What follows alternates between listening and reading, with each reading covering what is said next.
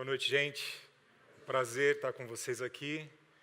E um prazer e uma honra poder abrir uma série com tanta responsabilidade como tudo que é sobre a palavra de Deus. Então, eu vou pedir para você abrir tua Bíblia aí, ou ligar aí no seu aplicativo, o Evangelho de João, capítulo 3. A gente vai ler alguns versículos aqui. Vou ler numa versão NVI. João 3:1. Diz assim: havia um fariseu chamado Nicodemos, uma autoridade entre os judeus. Ele veio a Jesus à noite e disse: Mestre, sabemos que ensinas da parte de Deus, pois ninguém pode realizar os sinais miraculosos que está fazendo se Deus não estiver com ele. Em resposta, Jesus declarou: digo-lhe a verdade, ninguém pode ver o reino de Deus se não nascer de novo. Perguntou Nicodemos: como alguém pode nascer sendo velho? É claro que não pode entrar pela segunda vez no ventre da sua mãe e renascer. Respondeu Jesus: digo-lhe a verdade, ninguém pode entrar no reino de Deus se não nascer da água e do Espírito. O que nasce da carne é carne, mas o que nasce do Espírito é Espírito. Não se surpreenda pelo fato de eu ter dito: é necessário que vocês nasçam de novo. O vento sopra onde quer. Você o escuta, mas não pode dizer de onde vem, nem para onde vai. Assim acontece com todos os nascidos do Espírito. Perguntou Nicodemos: como pode ser isso? Disse Jesus: você é mestre em Israel e não entende essas coisas? Asseguro-lhe que nós falamos do que conhecemos e testemunhamos do que vimos. Mas, mesmo assim, vocês não aceitam o nosso testemunho. Eu lhes falei de coisas terrenas e vocês não creram. Como crerão se lhes falar das coisas celestiais? Ninguém jamais subiu ao céu, a não ser aquele que veio do céu, o Filho do Homem.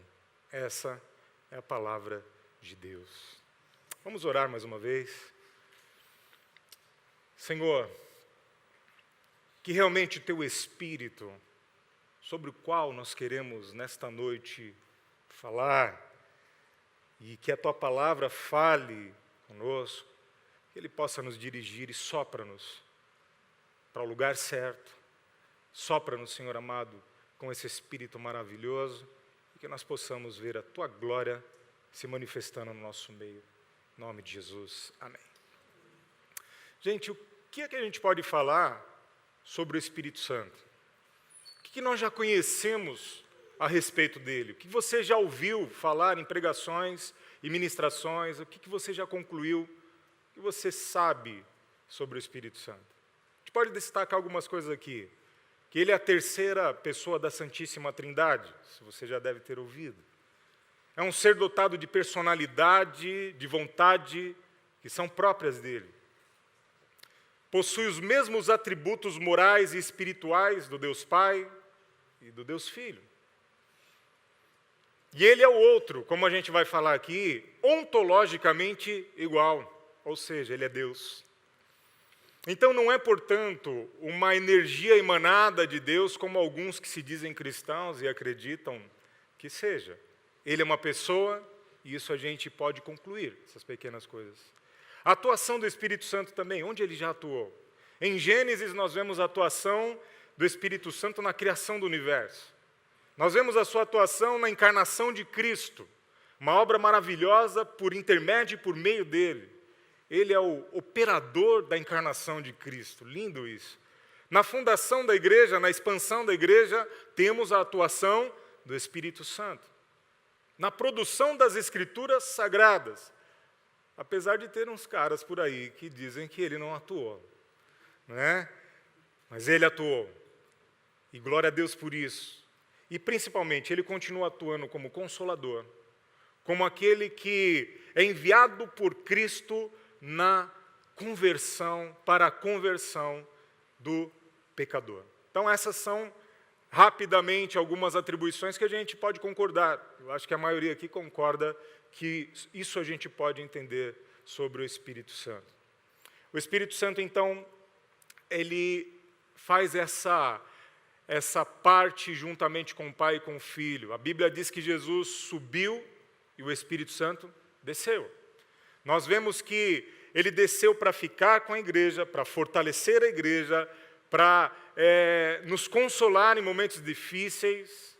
Nós entendemos que o Pai envia o Filho para um propósito que o Filho cumpre, um plano de salvação que o Filho cumpre, mas também nós percebemos que agora o Filho retorna ao Pai, e ele retornando, nós temos a vinda do Espírito Santo, que vai ficar com a gente, o outro Consolador que vai nos apadrinhar, vai nos cuidar até que Cristo volte. Isso é lindo. Então tem uma atuação conjugada desse Deus que é trino. Nós podemos concluir também que a obra da redenção é uma obra do Deus Pai, do Deus Filho e do Deus Espírito Santo. Nós podemos também olhar e ver que o Pai planeja a salvação, Jesus, o Filho, vem e conclui, executa essa salvação, e o Espírito Santo, ele aplica essa salvação no nosso coração. É obra do Espírito Santo. Nós entendemos esse plano, nós sabemos que alguém morreu por nós. Então, nessa hora, tá ao contrário, né? É muito moderno para mim, viu, Pé? Me ajuda aí.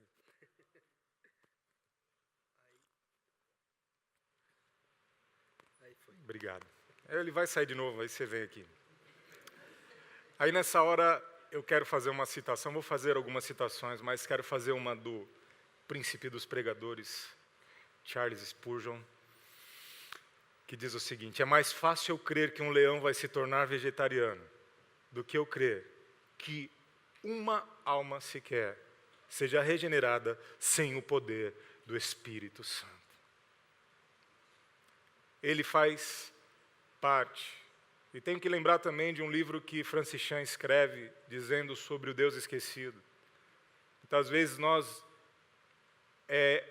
não dizemos e não confessamos que o Espírito Santo é uma energia emanada, mas nos agimos muitas vezes assim. Ele é Deus, Ele é pessoal e Ele está aqui no nosso meio. Ele continua me convencendo, te convencendo da obra regeneradora de Cristo. Então vou também citar mais alguém, e vocês vão entender por que eu estou citando. Vamos falar do João Calvino. Nas Institutas ele diz algo assim: a palavra de Deus é semelhante ao sol, ilumina a todos a quem é pregada, mas não produz fruto entre os cegos. E nessa parte todos nós somos por natureza cegos. Por isso não pode penetrar em nossa mente a não ser pelo acesso que lhe dá o Espírito, esse mestre interior com sua iluminação. Então hoje a gente vai falar a respeito desse outro Consolador e a sua característica como vento. A série está muito legal, bem bolada, e ela vai percorrer essas características da ação do Espírito Santo. Essa narrativa que a gente leu agora, ela foi escrita por João, não Calvino, foi escrita por João o apóstolo. Esse cara, ele foi testemunha ocular e amigo íntimo de Jesus. Ele, apóstolo e íntimo de Jesus, andou, comeu com Jesus, e provavelmente ele tenha sido o primeiro discípulo do João, o Batista. E agora ele é discípulo, apóstolo de Jesus, e provavelmente essa conversa do Nicodemos com Jesus provavelmente aconteceu na casa do João, apóstolo, provavelmente. E o propósito desse evangelho do João, apóstolo, está declarado.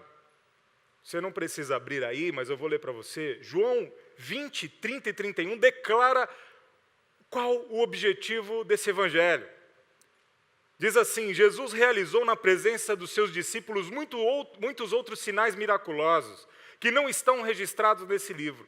Mas esses foram escritos para que vocês creiam que Jesus é o Cristo, o Filho de Deus, e crendo, tenham vida em seu nome. olha que interessante.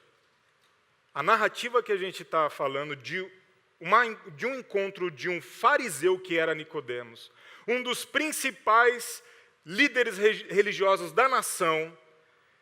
Esse relato está dentro de um livro que tem um propósito maior, dentro de um evangelho que tem um propósito maior, revelar Cristo para que então creiamos que Ele é aquele que pode nos trazer vida no seu nome. E aí a gente está falando de Jesus conversando com esse homem para revelar o próprio Jesus. Nicodemos aborda Jesus usando um termo muito respeitoso, mestre. Ele chega com humildade. Esse termo mostra que ele está reconhecendo que Jesus é alguém importante. Apesar dos atritos que os judeus tinham com Jesus, surge um cara que era um dos principais e que ousa chegar com humildade e chamar Jesus de mestre, mesmo ainda não entendendo bem que mestre é esse. E ele não leva o seu cargo, a sua colocação dentro do sinédrio diante de Jesus. Ele simplesmente se submete a ele. Então não importa o quão instruído, qual a posição que nós temos, qual é a nossa intelectualidade, a nossa inteligência, nós sempre devemos chegar diante de Cristo, diante do Senhor Jesus, com humildade, respeitosamente, ainda que você não entenda tudo sobre Ele, ainda que você esteja frequentando este lugar ou qualquer outro lugar, e que você seja uma menina, um cara muito intelectual, super estudado, gabaritado, mas eu vou dizer uma coisa, chegue na humildade, porque aquele que está aqui, Ele é soberano, Ele tem todo o poder, e nós temos muito a ganhar com esse comportamento humilde, chegando humildemente na presença dEle. Então Nicodemos chega humilde, mestre, e aí vai dizer assim, sabemos que ensinas da parte de Deus. É provável, por que está no plural, que tivesse mais gente no sinédrio que também acreditava que Jesus era uma figura positiva, que ele poderia vir da parte de Deus. Ainda não acreditavam que ele era o Cristo, mas esse homem pode ser enviado de Deus. Então tinha mais gente, tinha mais alguém no sinédrio. E no início do diálogo, Nicodemos fala que sabemos para expressar uma conclusão lógica. Lógico. Ficou redundante, né? Por quê? O cara está vendo Cristo fazer um monte de milagre. Está vendo Ele operar maravilhas no meio de todo mundo, curando enfermos, expulsando demônios de multiplicando pães e peixes. E isso tudo chega, é uma conclusão lógica. Você deve ser alguém, e eu estou sabendo, por causa desses sinais, que você é da parte de Deus. Você tem que andar com Ele lá em cima, porque para fazer isso, só pode estar andando com Ele. E aí eu me lembrei de uma frase do nosso amigo Jonas Madureira, do livro dele, Inteligência Humilhada. Mal sabemos o que precisamos saber sobre nós, e já nos precipitamos a falar sobre Deus, apenas contando com as nossas limitadas capacidades intelectuais, com a nossa percepção limitada de fatos. Ele chega com uma conclusão lógica, e Jesus, lá no versículo 3, leva ele numa conversa, e que inverte ele. Eu acho sensacional Jesus na conversa dele, invertendo o cara que chega falando, eu estou sabendo, eu já concluí. Logicamente, aí Jesus fala assim, não sabes, ou não podes dizer sobre o Espírito Santo. Ele inverte, logicamente com toda a humildade, como Cristo faz. Jesus usa essa expressão para, na verdade, indicar para Nicodemos que ele necessitava confiar no Espírito de Deus. Não só nos seus sentimentos e nas suas conclusões lógicas. Nós podemos e devemos ter as nossas conclusões lógicas e, logicamente, tem coerência, mas ainda assim, nunca feche a porta para aquilo que nós ainda não sabemos e que só pode ser revelado pelo Espírito Santo. Ele diz, está falando que você sabe, mas eu vou falar para você de algo que vocês não sabem e não podem dizer. Mesmo sem saber ou sem compreender bem o propósito imediato que é executado pelo Espírito Santo, nós temos que crer na ação poderosa desse Espírito. Jesus mostra para Nicodemos que é necessário confiar em Deus, ao invés de tê-lo simplesmente como um Deus para ser acreditado por suas ações. A gente vive muito assim. A gente vê um evangelho, um pseudo-evangelho, entre aspas, que estimula as pessoas e mostra resultados. Vocês estão cansados de ver isso. Se não viu ainda, ligue a tua televisão, ou veja algumas coisas que tem na internet. É um estímulo. Olha o que Deus está fazendo aqui. A mão de Deus está nesse lugar, para não dizer o nome do cara. Só lá, cara. A Bíblia diz que onde estiverem 2 ou 3 reunidos em meu nome, ali estou. Então a mão de Deus só está lá. Porque mostra e vai nos levando para esse lado. Mas Jesus apresentou um conceito diferente.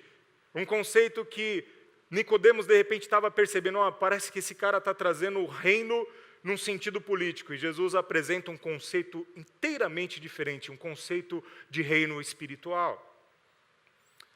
Era um conceito revolucionário, porque ele mostra que reino é pessoal. Ele mostra para Nicodemos que não é nacionalismo, não é por etnia.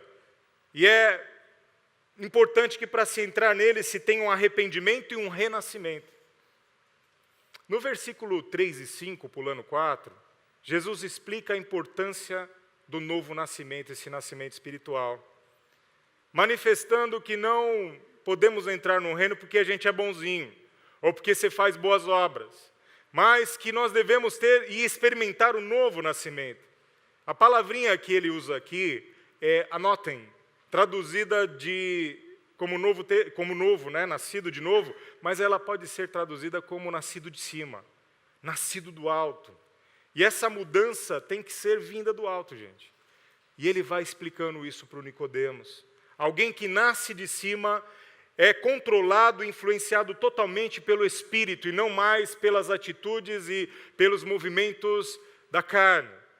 Ele será submisso apenas à vontade do Pai Celestial. Então nós vivemos dias muito difíceis, como disse bem, pastor, dias complicados em que, além de tudo o que nós estamos vendo de corrupção, a gente ainda tem um evangelho fraco, que ele é mostrado como um evangelho de causa e efeito e de trocas. E eu não estou falando só de uma denominação.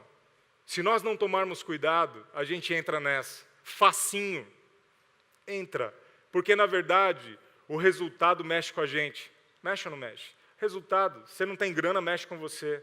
Se você tem um resultado numérico de pessoas que te acompanham, mexe com você. A gente tem que tomar cuidado para não entrar nisso.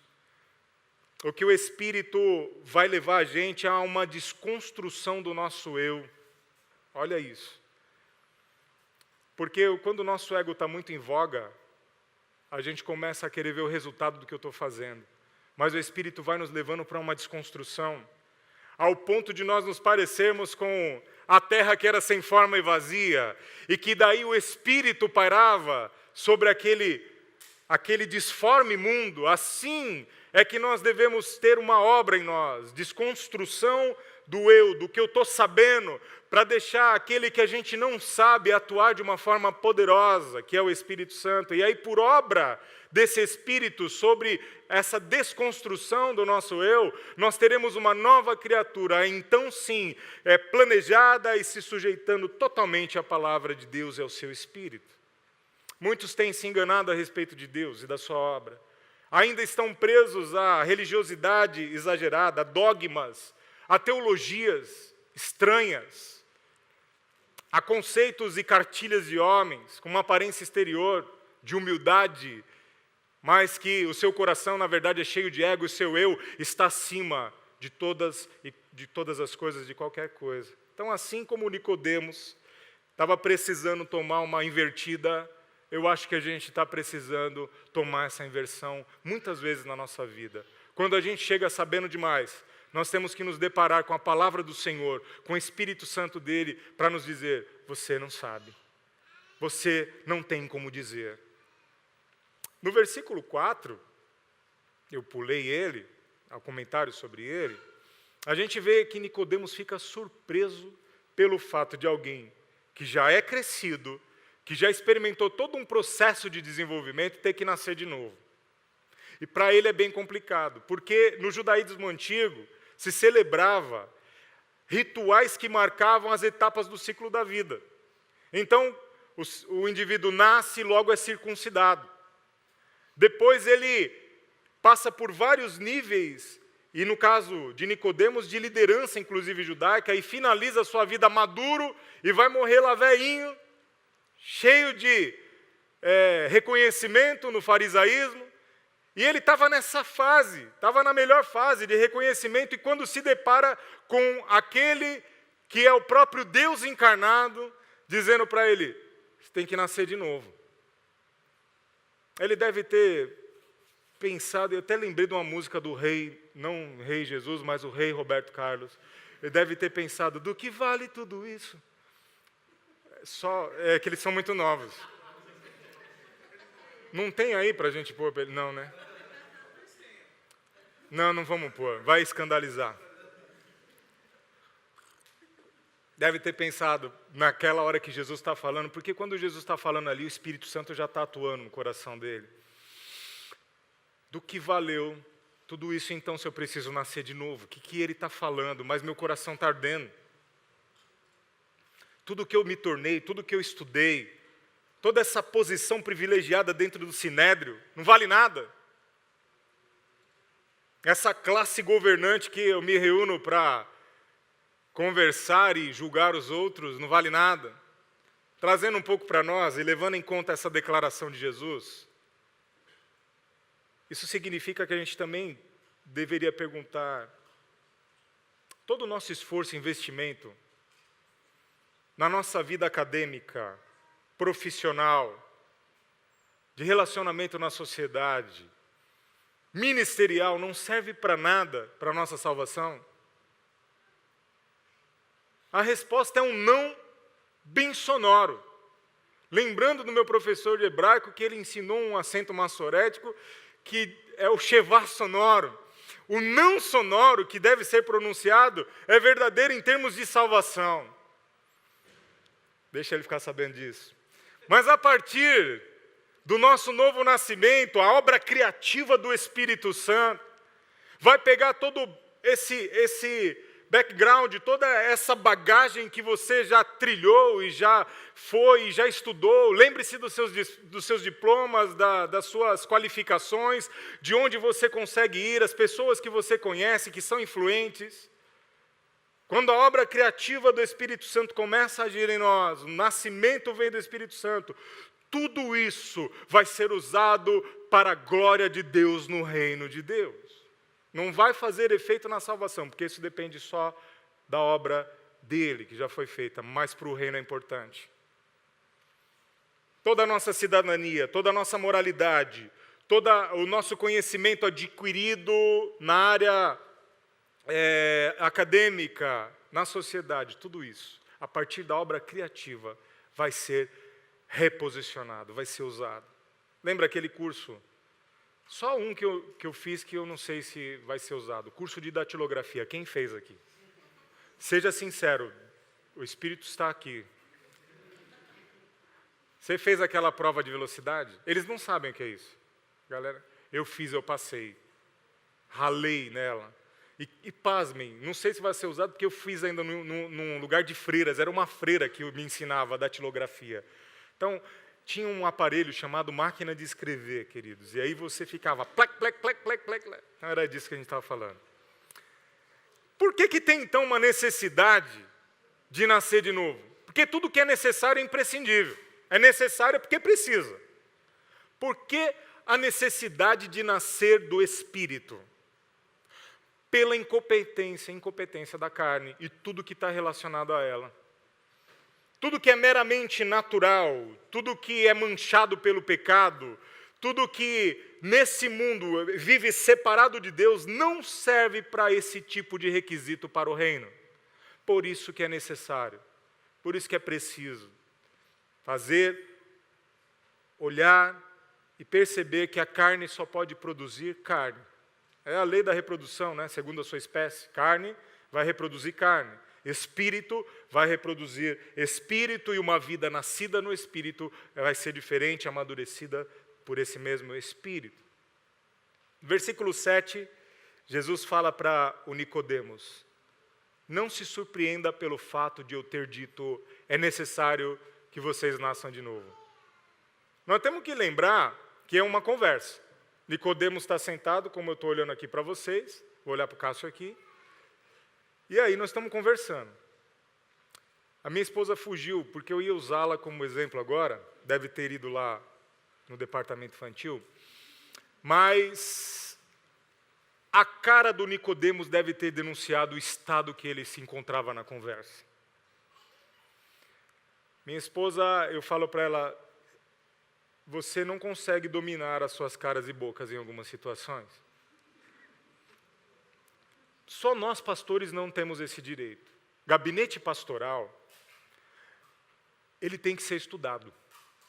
Porque o pastor está cá, e a ovelha está lá, e ela começa a dizer coisas que são terríveis, causam espanto, causam temor, tremor dentro do coração do pastor, mas nós temos uma serenidade, eu não sei se treinada ou capacitada pelo Espírito Santo, de não causar em você um retorno.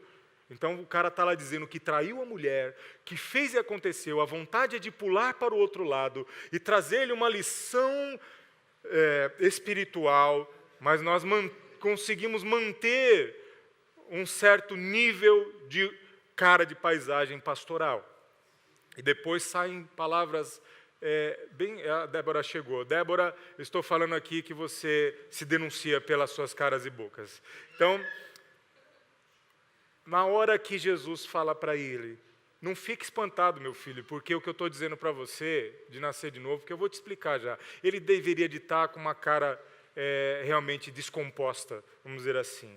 Então, Jesus vai apresentar uma das características da forma de agir do Espírito Santo. Parece que tudo isso foi introdução para a gente entrar no assunto do vento. O outro Consolador, o Espírito Santo. Temos o Deus encarnado, então, agora. Jesus, na frente de um fariseu, e vai revelar algo tão poderoso, tão grande, e ele está se referindo àquele que ele vai mais para frente no próprio Evangelho, no capítulo 14 e 16, que foi fundamentada a série, dizer o seguinte: eu rogarei ao Pai, e Ele vos dará outro Consolador, para que fique para sempre convosco. O Espírito da verdade, o qual o mundo não pode receber, porque não o vê, nem o conhece, mas vós o conheceis, pois Ele habita convosco e está em vocês. Não se surpreenda. Ele está dizendo para ele, tua cara está denunciando. E mais ou menos como um amigo meu diz assim, aceita que dói menos. Ele estava dizendo para o Nicodemos, calma que eu vou te explicar, porque isso é algo poderoso. E aí Jesus vai dizer, o vento sopra para onde quer, você o escuta, mas não pode dizer de onde vem nem para onde vai, assim como acontece com todos os nascidos do Espírito. Então Jesus está explicando uma característica do trabalhar e do agir do Espírito Santo com um trocadilho. Ele está dizendo, pneuma é como pneuma. Pneuma é como pneuma. Ele está dando agora a sua declaração sobre o Espírito Santo. Lembra que eu disse, vou citar algumas pessoas aqui propositalmente. Eu reconheço, e como eu estava conversando quinta-feira com Daniel Bondarenko, nós estávamos falando algo, aquilo ficou no meu coração. Porque todos esses referenciais de João Calvino, Spurgeon, Jonas Madureira e outros que nos ajudam, de certa forma, a entender algumas coisas especiais da palavra de Deus e sobre Deus. Eu tenho agradecido ao Senhor por essas pessoas. Tenho agradecido a Ele por esse contato que a gente tem com a matéria que essas pessoas desenvolvem. E aí a gente conversou algo importante. Mas aqui nós temos uma declaração do próprio Deus encarnado, falando com propriedade que só Ele tem do assunto. Não é um pensamento desenvolvido. Não estou desmerecendo. E isso nos ajuda a compreender, mas agora essa declaração é do próprio Deus encarnado. Como o final do trecho que a gente leu, ele mesmo diz, asseguro-lhe que nós falamos do que conhecemos e testemunhamos do que vimos. Mesmo assim, vocês não aceitam o nosso testemunho. Eu lhes falei de coisas terrenas e vocês não creram. Como crerão se eu falar das coisas celestiais? E aí o 13 é sensacional. Ninguém jamais subiu ao céu, a não ser aquele que veio do céu, o Filho do Homem, que era o que estava na frente do Nicodemos. Então ele está dizendo, não é um cara que escreveu um livro inspirado pelo Espírito Santo. Eu sou o próprio encarnado, Deus, que vim de lá, eu sei do que eu estou falando e eu sei de quem eu vou falar para você. E aí agora ele vai usar esse trocadilho, pneuma e pneuma. Se a gente fosse traduzir, aí eu pedi uma ajuda para o Davi Belo. A gente estava sentado um dia lá e foi muito legal fazer esse exercício.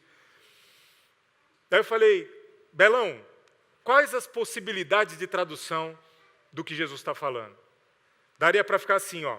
Uma delas, o vento sopra onde ele quer e podemos ouvir o seu som.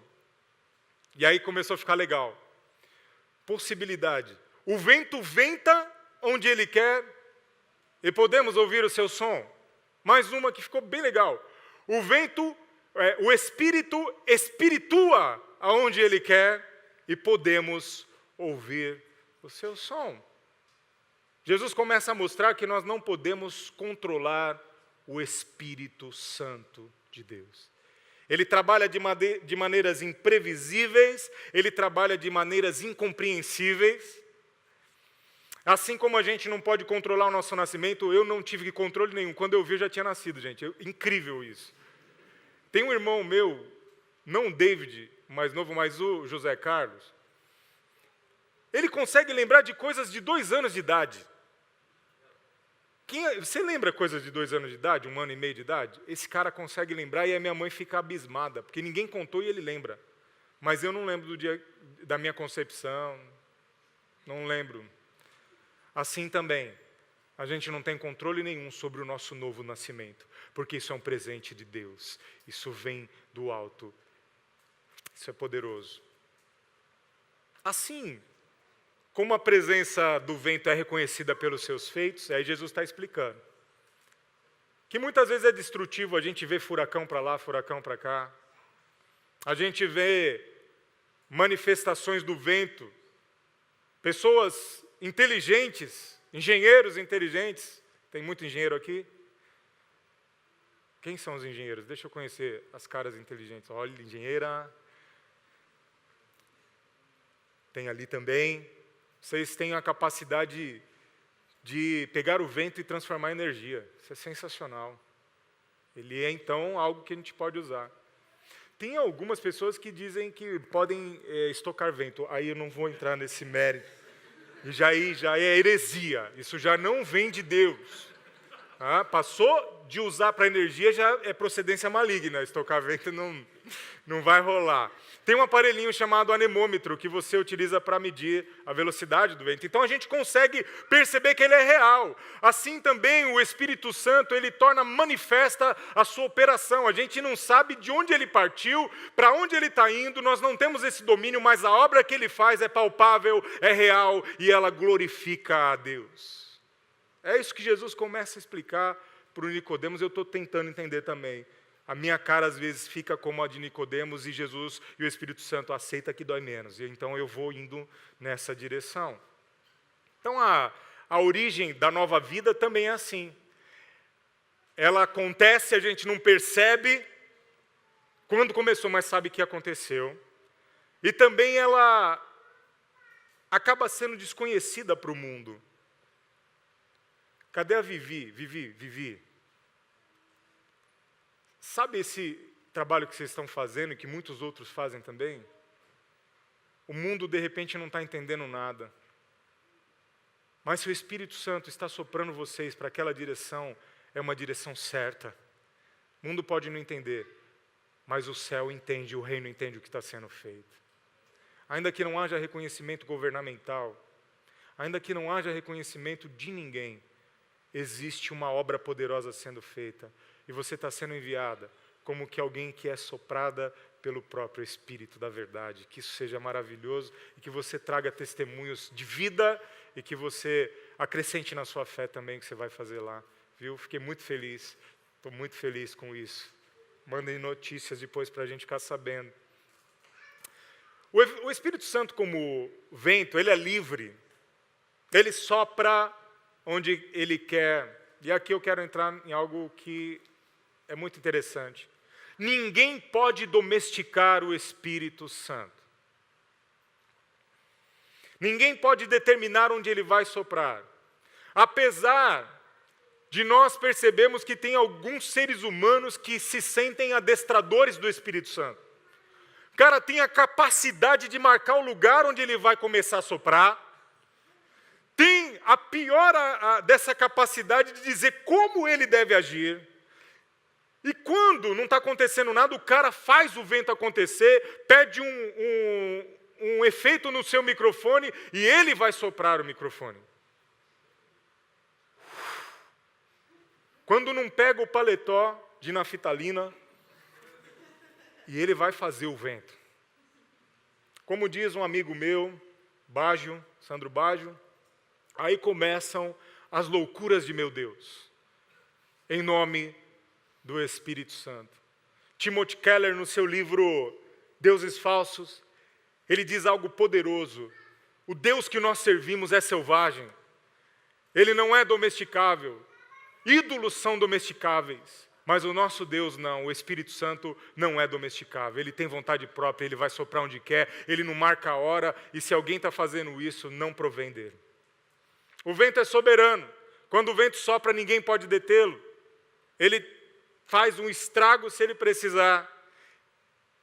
Ninguém pode deter quando ele sopra sobre um criminoso e ele transforma esse criminoso num cara que agora é revestido do poder e honra, ele é usado como vaso de honra.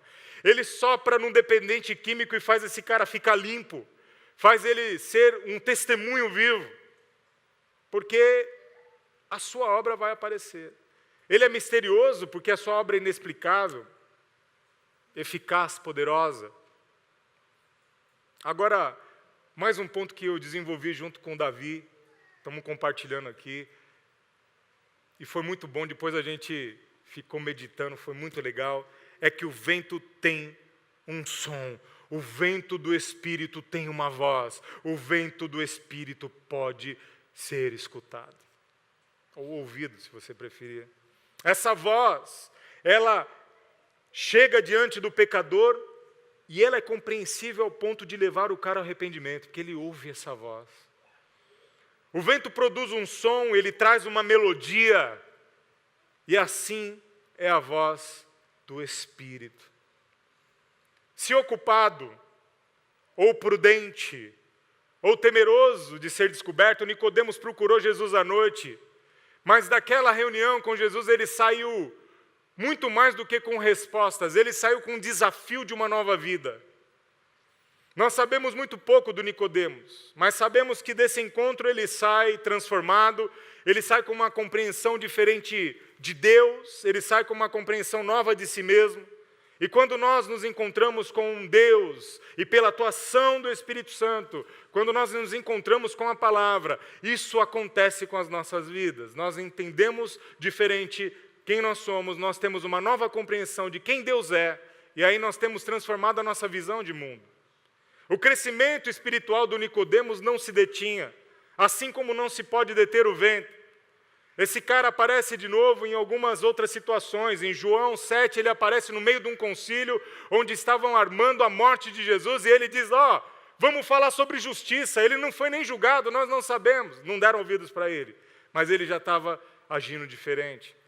A sua última aparição foi sensacional. Ele aparece junto com José de Arimateia, em João 19, reclamando o corpo de Cristo, pedindo que o corpo fosse entregue para eles. Nicodemos está assumindo agora um risco, e isso significa um passo audaz. Sair do Brasil para ir para o Oriente Médio é um risco. Isso só pode ser impulsionado pelo Espírito Santo. Porque isso não faz ninguém rico. Isso não traz muitas vezes prestígio, o nome muitas vezes nem é, e nem pode ser, como nós não podemos nem dizer para onde é. É um trabalho oculto.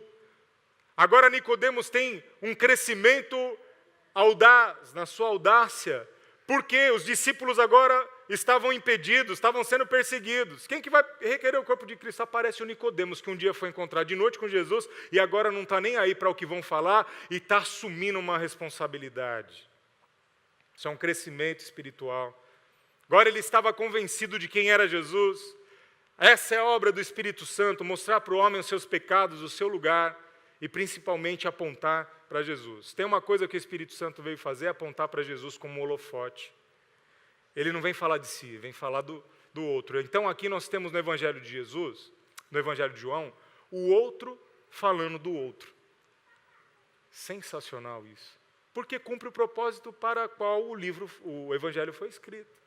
Jesus está falando dele, mas isso só pode ser revelado através do Espírito Santo. Tem um cara chamado Herman de Yerd, e essa frase dele é interessantíssima. O verdadeiro conhecimento de Deus e de nós mesmos ultrapassa todo o pensamento teórico. Esse conhecimento não pode ser objeto teórico, seja de uma teologia dogmática, seja de uma filosofia cristã. Ele pode apenas ser adquirido pela operação da palavra de Deus e do Espírito Santo no coração, ou seja, na raiz, no centro religioso da nossa existência e experiências humanas e na sua inteireza. Isso aqui é o que Jesus está fazendo com Nicodemos. Agora ele tem uma compreensão diferente dele. Agora, Nicodemos vai e ele está com uma sensação diferente, porque quando Jesus é crucificado, todos os outros fariseus do clubinho dos governantes do Sinédrio estão lá dizendo, crucifica-o, é isso mesmo, esse é o impostor. E está lá Nicodemos lembrando da conversa.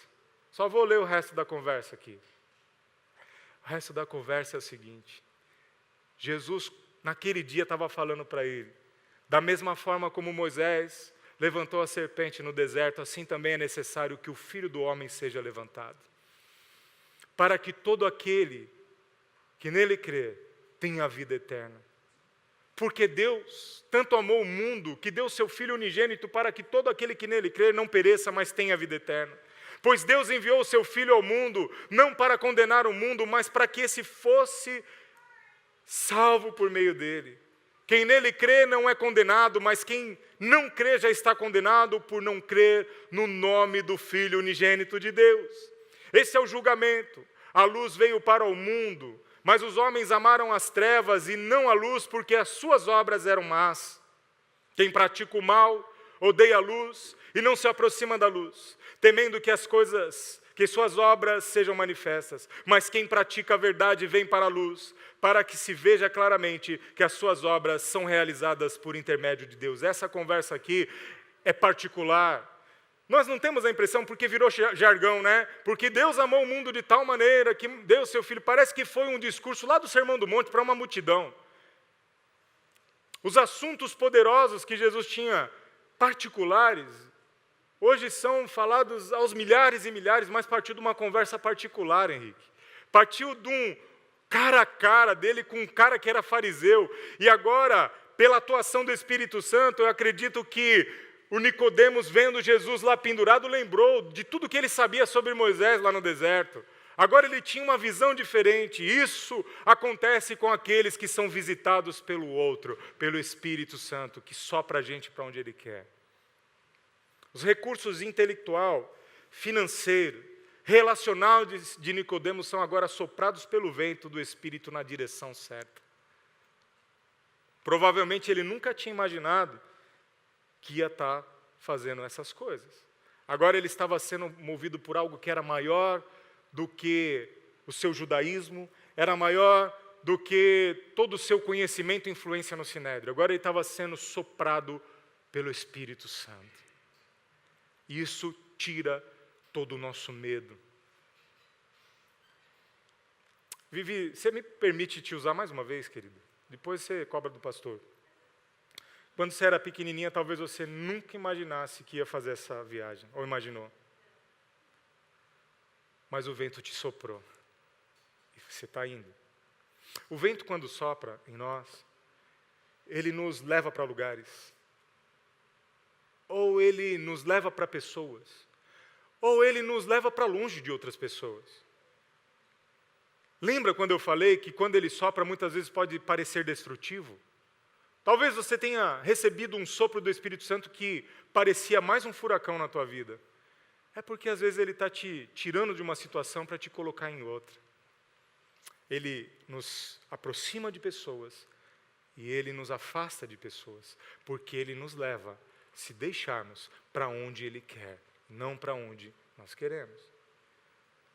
Esse mesmo Espírito continua soprando e transformando vidas. Ele continua sendo e ainda continua sendo necessário a gente nascer de novo do alto, do Espírito. Hoje nós estamos aqui nessa reunião e esse Espírito está nesse lugar. Você está sentado hoje aqui e ele está soprando em você, está soprando em mim, está soprando em nós. Nós não sabemos para onde esse vento vai nos levar. Você não sabe para onde ele vai nos impulsionar, quais são os próximos capítulos da nossa vida. Eu não sei onde eu vou estar daqui a 1 ano. Pode ser que ele me sopre para um lugar que eu jamais imaginaria. Mas se ele me soprar, eu vou ter coragem para ir. Se ele me soprar, ele vai me dar condições de ir. Ele vai me sustentar. Espero que todos possamos ouvir essa voz. E que ele sopre de uma forma que use a tua profissão para o reino. Que ele sopre. Agora vai ser difícil falar essa parte. De forma que use a sua condição financeira para o reino. Calma, ele vai te consolar. Que ele sopre na direção em que usemos todos os nossos relacionamentos e recursos pessoais para o reino. Que tudo seja para a glória de Deus. Vamos orar? Senhor, muito obrigado por tua palavra. Muito obrigado pelo teu Espírito Santo. Que ele continue nos soprando para o lugar certo. E que sempre seja para a tua glória, para manifestar, como disse o pastor Isaac, a tua presença seja percebida quando nós estivermos em atuação, porque isso é para a tua glória, não para nós. Assim, Senhor, nos ajuda a compreender essas coisas. Assim te pedimos e te agradecemos, em nome de Jesus. Amém. Deus abençoe sua vida.